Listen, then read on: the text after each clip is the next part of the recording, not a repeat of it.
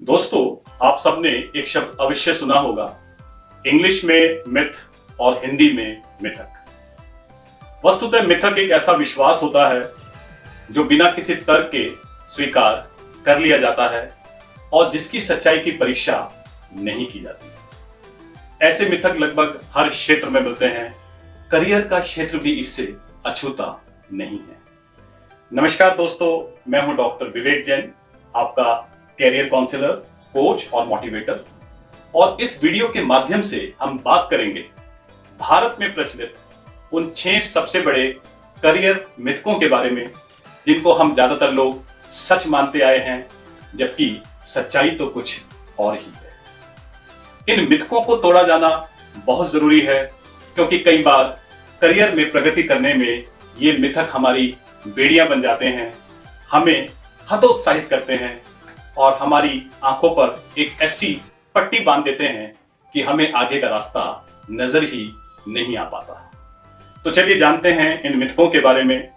लेकिन इससे पहले मैं आपको बताना चाहूंगा कि आज का यह वीडियो थोड़ा ज्यादा लंबा होने वाला है, लेकिन अगर आप पूरा वीडियो देखेंगे तो ना सिर्फ आपकी आंखों के सामने लगा एक पर्दा हटेगा, बल्कि आपको बहुत कुछ इंटरेस्टिंग भी पता चलेगा। एक बात और कहना चाहूंगा कि जो भी हमारे प्यारे दर्शक हमारे चैनल पर पहली बार आए हैं, मैं कृपया इस चैनल को सब्सक्राइब करें और बेल का बटन जरूर दबाएं, जिससे इस प्रकार की उपयोगी और ज्ञानवर्धक वीडियोस की सूचना आपको सबसे पहले मिल सके।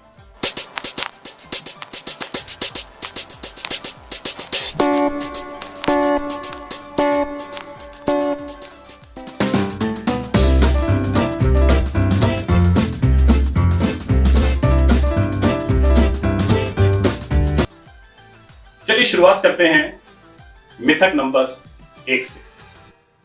मिथक नंबर 1 है कि हमारे देश में नॉन साइंस स्टूडेंट्स कम सफल होते हैं। क्या आप लोग बता सकते हैं कि अपनी पूरी स्कूल एजुकेशन में एक बच्चे के लिए सबसे उथल पुथल वाली क्लास कौन सी होती है? सही उत्तर है 11th क्लास।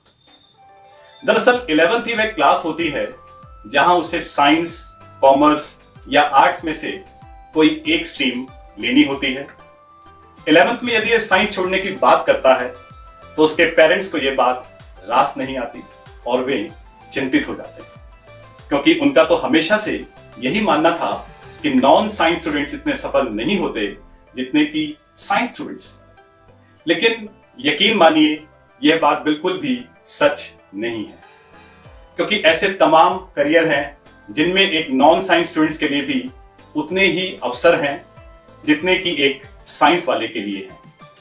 यह बात तो हम डिस्कस करेंगे ही, लेकिन इससे पहले एक बड़ा प्रश्न यह उठता है कि साइंस स्ट्रीम को और स्ट्रीम्स के मुकाबले क्यों बेहतर माना जाता है। पहला कारण तो यह है कि साइंस वाले बच्चे ही डॉक्टर या इंजीनियर बनते हैं और हमारे समाज में डॉक्टर और इंजीनियर को बहुत ऊंचा दर्जा दिया जाता है। इसमें कोई शक भी नहीं है कि डॉक्टर और इंजीनियर हमारे देश और समाज के लिए अहम भूमिका निभाते हैं। डॉक्टर को जहां भगवान का रूप माना जाता है, वहीं इंजीनियर देश का निर्माण करता है।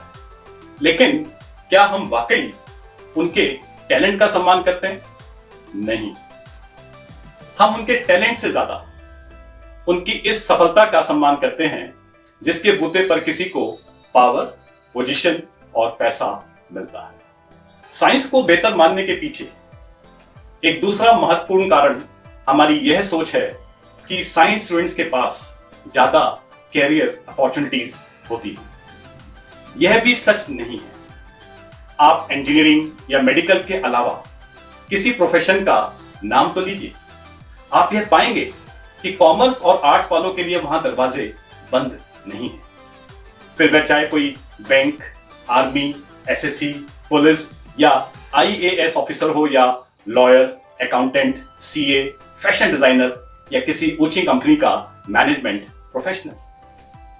अगर सारे ही डॉक्टर, इंजीनियर या साइंटिस्ट बन जाएंगे तो अच्छे economist, journalist, artist, teachers, writers, photographers, singers, painters कहां से आएंगे? इनफैक्ट कुछ तो ऐसे प्रोफेशंस हैं जहां कॉमर्स और आर्ट्स स्टूडेंट्स की सफलता के चांसेस ज्यादा हैं। जैसे एक सीए बनने के लिए कॉमर्स बैकग्राउंड का होना ज्यादा फायदेमंद है। उसी प्रकार से यदि किसी का सपना आईएएस ऑफिसर बनने का है तो आप खुद ही देख लें कि आईएएस की तैयारी में अधिकतर आर्ट सब्जेक्ट्स की ही भूमिका होती है, जैसे हिस्ट्री, ज्योग्राफी, पॉलिटिक्स, इकोनॉमी आदि। हमारे समाज में आज भी यह एक मिथक है कि साइंस सबसे अच्छी स्ट्रीम होती है, उसके बाद कॉमर्स और अंत में आर्ट्स का नंबर आता है। या यूं कहें कि जो बच्चे पढ़ाई में कमजोर होते हैं उन्हें कॉमर्स या आर्ट्स दिलवा दी जानी चाहिए। इस मिथक को झूठा साबित करने की जरूरत है। मैं आपको एक चीज बताना चाहूंगा कि मैंने ऐसे बच्चों को देखा है जिनके 60% मार्क्स होने के बावजूद भी उन्होंने साइंस ली है, जबकि 97% वालों को कॉमर्स यहां तक कि आर्ट्स लेते हुए देखा है। क्या आपको पता है कि डीयू यानी दिल्ली यूनिवर्सिटी में 12th के बाद एडमिशन लेने की कट ऑफ साइंस और कॉमर्स के लगभग एक सी होती है। सब चीजें आपके टैलेंट और इंटरेस्ट पर निर्भर करती है और इस पर कि आप भविष्य में किस करियर फील्ड में जाना चाहते हैं। इसलिए औरों की मत सुनो और ना ही यह कि वे आपके बारे में क्या सोचते हैं। अपना काम करते रहिए और एक दिन यह साबित कर दीजिए कि एक नॉन साइंस स्टूडेंट भी लगभग हर क्षेत्र में अच्छा कर सकता है और वह किसी से किसी प्रकार से कम नहीं है। चलिए बढ़ते हैं मिथक नंबर 2 पर। मिथक नंबर 2 है सिर्फ 10 से 15 घंटे पढ़कर ही करियर में सफलता प्राप्त की जा सकती है।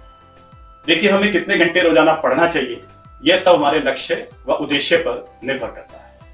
उदाहरण के लिए यदि स्कूली पढ़ाई की बात करें तो 2 से 3 घंटे की पढ़ाई पर्याप्त हो सकती है, लेकिन 11th और 12th में इन घंटों की संख्या बढ़ानी पड़ सकती है क्योंकि आपके नंबर ऑफ सब्जेक्ट्स भी बढ़ जाते हैं और इन क्लासेस के दौरान आपको अपनी स्कूल एजुकेशन के साथ साथ कॉम्पिटिटिव एग्जाम्स की तैयारी भी करनी पड़ती है।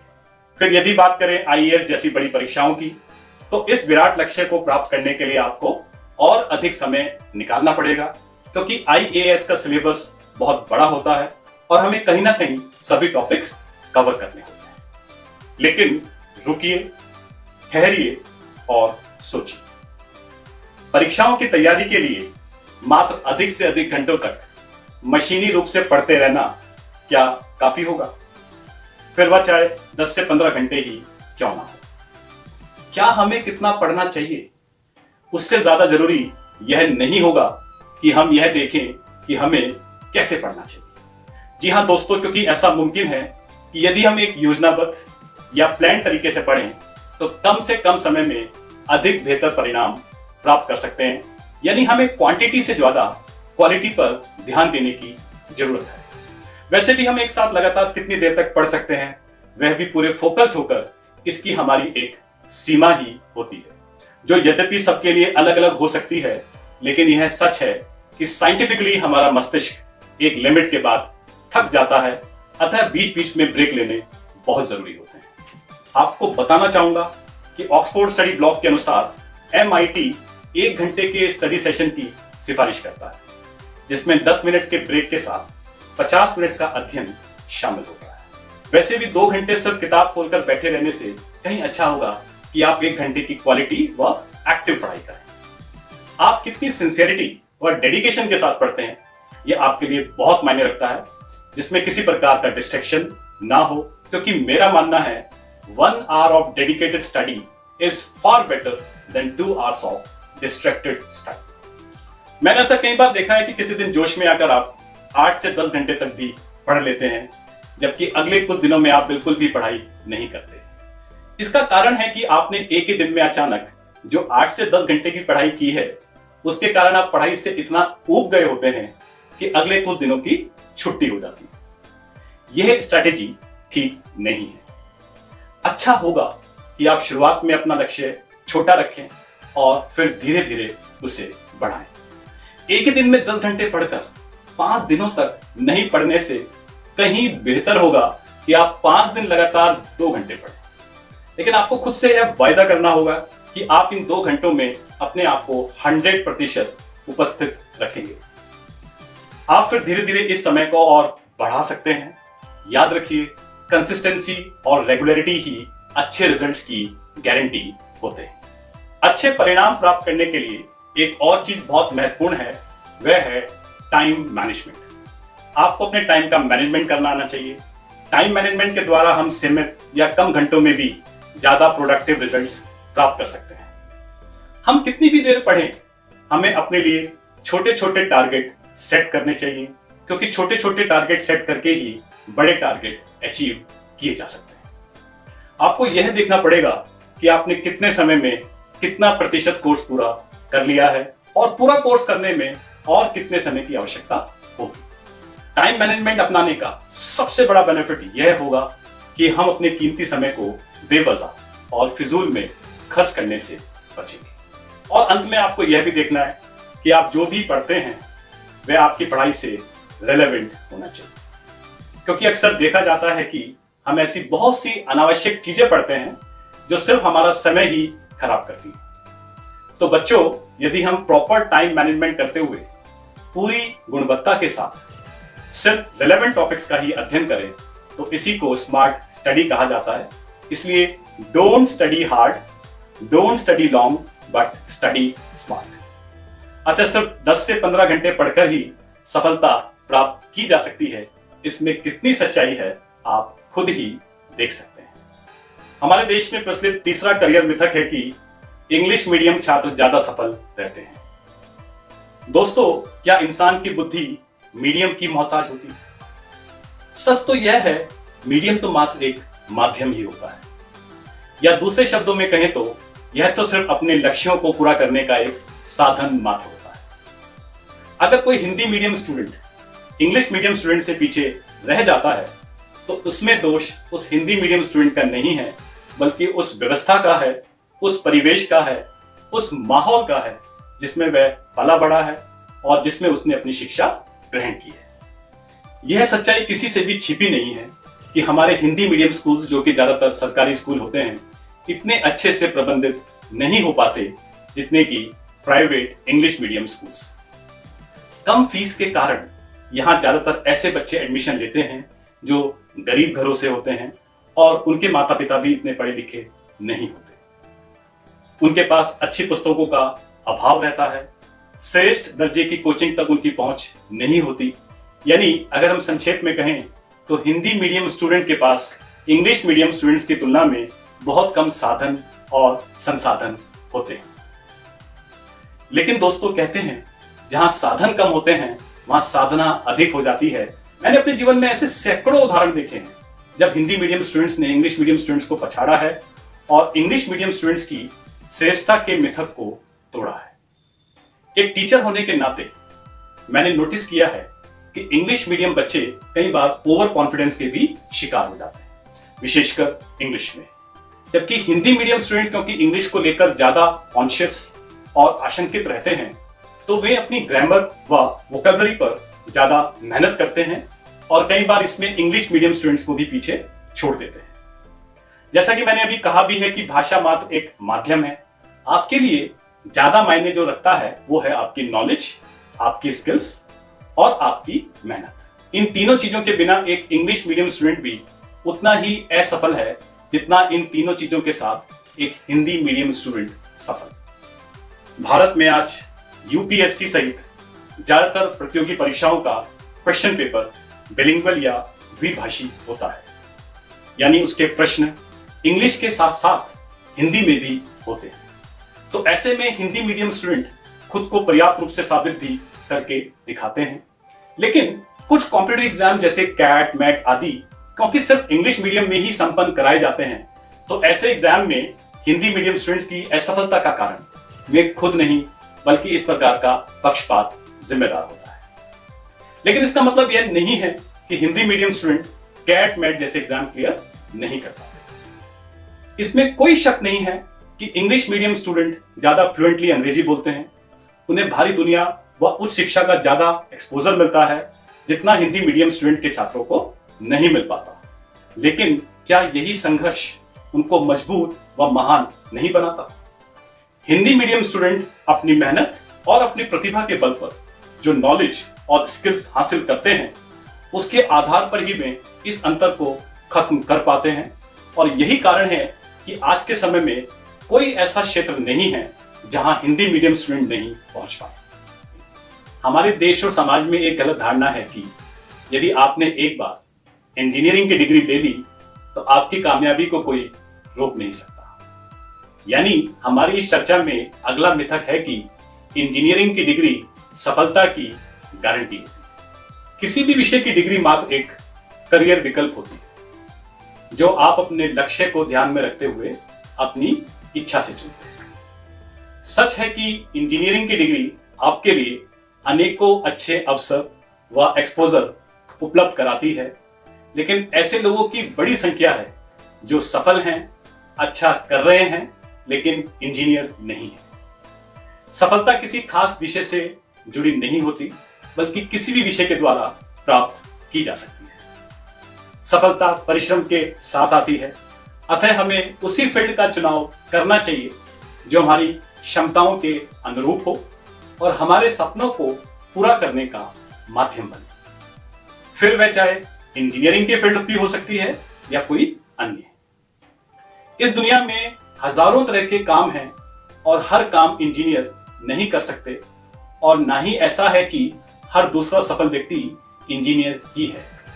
हमें यह नहीं भूलना चाहिए कि आज भारत में 4000 इंजीनियरिंग कॉलेजेस हैं, लेकिन इंडस्ट्री की बेस्ट जॉब्स आज भी आईआईटियंस के लिए रिजर्व्ड है। 10 लाख से ज्यादा छात्र प्रतिवर्ष जेईई मेंस में शामिल होते हैं, जबकि 23 आईआईटीज में 12,000 से भी कम सीटें हैं। 2000 के दशक की शुरुआत में भारत सरकार ने सैकड़ों नए इंजीनियरिंग कॉलेजेस को मान्यता देना शुरू किया, लेकिन मानक ढीले थे और मात्रा की खोज में गुणवत्ता से समझौता किया गया, और परिणाम स्वरूप बेरोजगार इंजीनियर्स की एक फौज हमारे देश में तैयार हो गई। स्थिति इतनी विकट हो गई कि अभी कुछ समय पहले AICTE को घोषणा करनी पड़ी कि वह 2022 तक नई इंजीनियरिंग कॉलेजेस को मान्यता देना बंद कर देगा।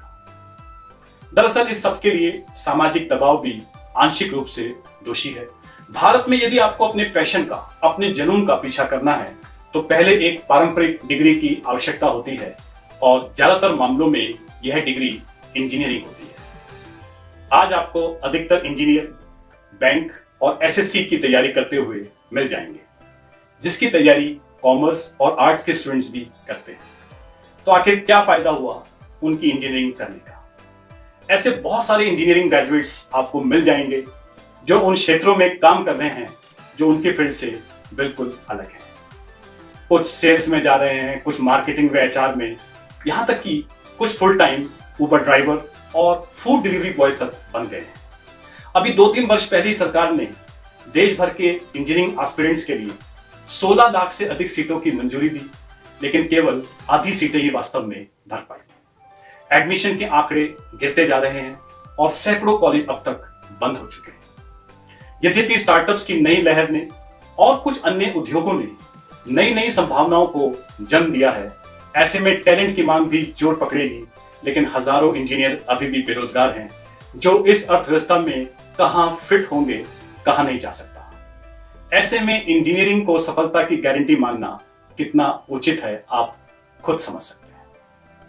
अब हम बढ़ते हैं अपने अगले मिथक की ओर, जो यह कहता है कि प्राइवेट नौकरी सरकारी नौकरी की तुलना में खराब होती है। अब यह बात कितनी सच है और इसमें कितना मिथक है, क्यों ना इसकी भी परख कर ली जाए। नौकरी को लेकर कौन सा क्षेत्र बेहतर है, गवर्नमेंट सेक्टर या प्राइवेट सेक्टर, मतलब सरकारी या निजी क्षेत्र? इसको लेकर आज के युवाओं के मन में एक ऐसी रस्साकशी चलती रहती है जिसमें किसी एक के पक्ष में फैसला करना आसान नहीं है। यद्यपि निजी क्षेत्र की असुरक्षित नौकरी शैली के कारण यह पलड़ा सरकारी नौकरी की ओर झुकता नजर आता है, लेकिन फिर भी कोई फैसला व्यापक दृष्टिकोण को रखते हुए ही करना चाहिए, क्योंकि किसी एक सेक्टर पर अडिग रहने से हो सकता है कि आप दूसरे पर एक शानदार अवसर चूक जाओ। दोस्तों, किसी प्रकार की नौकरी में जो बातें सबसे ज्यादा मायने रखती हैं वे हैं job security, job satisfaction, salary, growth, working conditions व अन्य फैसिलिटीज। अब सबसे पहले जॉब सिक्योरिटी की बात करें तो सरकारी नौकरी का पलड़ा निश्चित ही भारी नजर आता है। लेकिन सर्वाइवल ऑफ द फिटेस्ट के इस दौर में यदि आप काम करेंगे तो ही टिक पाएंगे, चाहे वह गवर्नमेंट सेक्टर हो या प्राइवेट सेक्टर। कोविड-19 और आर्थिक मंदी से उपजे हालात सरकार को प्रशासनिक परिवर्तन करने के लिए बाध्य कर दे तो कोई आश्चर्य की बात नहीं हो सकता है कि हाल फिलहाल ऐसा कुछ ना हो, लेकिन आने वाले कुछ वर्षों में ऐसा हो जाए तो इस संभावना से इनकार नहीं किया जा सकता। सीधी सी बात है कि अब यदि आने वाले समय में काम करोगे तो ही टिक पाओगे, यानी परफॉर्म और पैरिश, फिर वह चाहे गवर्नमेंट जॉब हो या प्राइवेट जॉब। देखिए, निजीकरण की लहर चल रही है, सरकारी तंत्र में भी पारदर्शिता व जवाबदेही बढ़ रही है, काम का दबाव बढ़ रहा है, पॉलिटिकल प्रेशर अधिक है, सरकारी नौकरी का एक बड़ा आकर्षण यानी ऊपर की कमाई भी कम होती नजर आ रही है, प्राइवेट सेक्टर से मुकाबला बढ़ रहा है।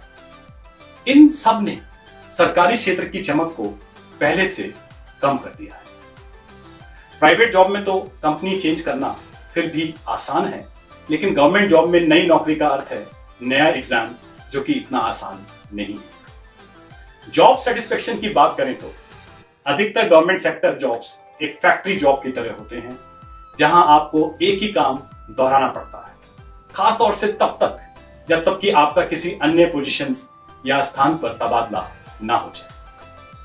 सरकारी जॉब में यह बिल्कुल जरूरी नहीं है कि आपको अपनी पसंद का ही काम मिले, वहां आपको अपनी क्रिएटिविटी या रचनात्मकता दिखाने के मौके मुश्किल से ही मिल पाते हैं, जबकि निजी क्षेत्र में इसके लिए आपको पर्याप्त मौके मिलते हैं।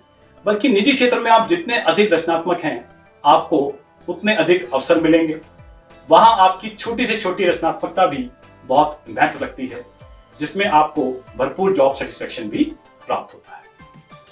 अब यदि सैलरी की बात करें तो सरकारी क्षेत्र निजी क्षेत्र की तुलना में कम वेतन प्रदान करते हैं, यह बात जग जाहिर है। सरकारी क्षेत्र में वेतन अच्छे तो हैं, लेकिन सीमित हैं, जिनमें एक टाइम बाउंड इंक्रीमेंट ही हो पाता है। लाखों रुपए साल का पैकेज जैसी कोई अवधारणा वहां नहीं है। इस संबंध में एक तथ्य आपसे शेयर करना चाहूंगा कि भारत में सबसे बड़ी सरकारी नौकरी अर्थात एक आईएएस अधिकारी का मूल वेतन लगभग 55,000 रुपए प्रति माह से शुरू होता है और एक कैबिनेट सचिव के लिए अधिकतम 2.5 लाख रुपए तक जा सकता है, जबकि एक टॉप आईआईएम से पास आउट एक फ्रेशर का एनुअल पैकेज ही 50 लाख से 1 करोड़ रुपए तक का हो सकता है। सरकारी क्षेत्र में ग्रोथ व प्रमोशन के नॉर्म्स भी स्ट्रिक्ट व टाइम बाउंड होते हैं, जिसके कारण ग्रोथ कम और लंबी अवधि में होती है, जबकि प्राइवेट जॉब में ग्रोथ सिर्फ आपके टैलेंट और आपके काम पर निर्भर करती है। अब यदि वर्किंग कंडीशंस व अन्य फैसिलिटीज की बात करें तो सरकारी नौकरी में भले ही आपका वेतन अच्छा हो, लेकिन तैनाती के स्थान पर कोई अच्छा स्कूल व हॉस्पिटल आदि तक ना हो और बच्चों की शिक्षा का सवाल हो या स्वास्थ्य को लेकर कोई गंभीर स्थिति, यदि आपको सैकड़ों किलोमीटर चलकर जाना पड़े तो क्या फायदा। आज भी अनेकों सरकारी दफ्तरों में काम करने की दशा बहुत खराब है। जर्जर इमारतें, बदबूदार सीलन युक्त कमरे, बैठने की खराब व्यवस्था, गंदे टॉयलेट आदि सरकारी क्षेत्र के बेहतर होने के सवाल पर प्रश्न चिन्ह लगाते हैं। अब अगर छुट्टियों की बात करें तो प्राइवेट जॉब में भले ही आपके ऊपर काम का दबाव हो, लेकिन आपके पास पैसा है तो आप खुलकर अपनी छुट्टियां बिता सकते हैं, आप विभिन्न देशों की यात्रा कर सकते हैं और वीकेंड्स का आनंद ले सकते हैं। पति पत्नी यदि दोनों वर्किंग हैं और सरकारी नौकरी में हैं तो स्थानांतरण के कारण साथ रहने में अक्सर समस्याएं आती हैं। किसी एक का स्थानांतरण अन्य स्थान पर होने पर दूसरे का भी उसी शहर में आसानी से ट्रांसफर हो सके, यह काम सरकारी नौकरी में बहुत मुश्किल होता है, जबकि प्राइवेट सेक्टर में आप कंपनी या नौकरी बदलकर इस काम को आसानी से कर सकते हैं। गवर्नमेंट सेक्टर में जॉब कम है और अप्लाई करने वाले बहुत ज्यादा, इससे कंपटीशन बहुत ज्यादा है। गवर्नमेंट सेक्टर में कास्ट बेस्ड रिजर्वेशन यानी जाति आधारित आरक्षण प्रणाली भी बड़ी संख्या में एक वर्ग के युवाओं को हतोत्साहित करती है। इस पूरे डिस्कशन में मेरी मंशा यह साबित करने की नहीं है कि सरकारी नौकरी अच्छी नहीं होती, बल्कि यह दर्शाने की है कि प्राइवेट जॉब सरकारी की तुलना में इतनी खराब भी नहीं होती। चलिए बढ़ते हैं अंतिम मिथक की ओर, जिसके अनुसार सिर्फ क्लास टॉपर ही आईएएस बन सकते हैं। अक्सर हम सोचते हैं कि क्लास टॉपर ही आईएएस या आईआईटीएन या डॉक्टर बन पाते हैं।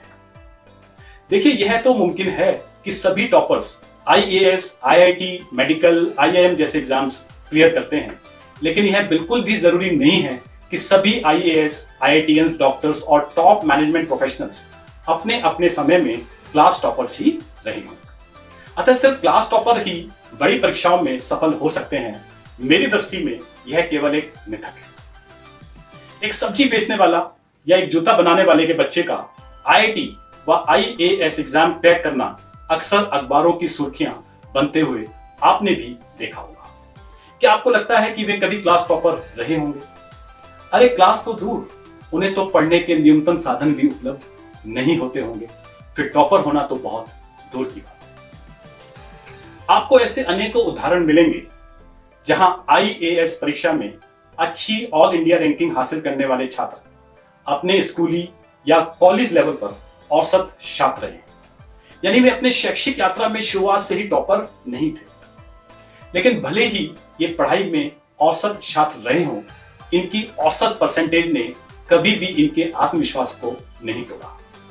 इन लोगों ने अपनी कमजोरियों को अपनी ताकत व प्रेरणा स्रोत बनाया तथा प्रतियोगी परीक्षाओं में क्लास टॉपर से भी बेहतर रैंक प्राप्त की। मेरा यह मानना है कि एक टॉपर से लोगों की अपेक्षाएं भी ज्यादा होती हैं, इसलिए उस पर सदैव श्रेष्ठ करने का प्रेशर भी रहता है, जिसके कारण कभी कभी और कहीं कहीं पर वह अंडर परफॉर्म भी करता है और अपेक्षित परफॉर्मेंस ना लाने के कारण डिप्रेस्ड हो जाता है, जबकि एक नॉन टॉपर के पास होने को कुछ नहीं होता।